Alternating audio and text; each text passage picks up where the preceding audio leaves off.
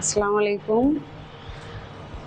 আমরা অনেক জায়গায় ট্রিটমেন্ট করছি 5 বছর, কিন্তু কোনো ফলাফল পাইনি। ফরিদপুর দিলরুমা ম্যাডামের কাছে ট্রিটমেন্ট করার পর কোনো ফলাফল না পাওয়াতে উনি নোবার খোঁজ দিছে। তখন আমরা নোবাতে আসছি হাসনা হেনা ম্যাডামের কাছে। ম্যাডাম আমাদের IVF এর ব্যাপারে সব কিছু বলছে।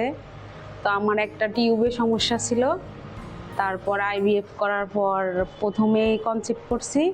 আলহামদুলিল্লাহ নোবার সব স্টাফও অনেক হেল্প করছে আমাদের, এখানকার সার্ভিস অনেক ভালো। তো আমরা বলতেছি যে আপনারা অন্য কোথাও সময় নষ্ট না করে নোবাতে চলে আসেন হাসনা হেনা ম্যাডামের কাছে। তো এখানকার সার্ভিস সব কিছু মিলাই অনেক ভালো। আশা করি আপনারা ভালো ফলাফল পাবেন আমাদের মতো।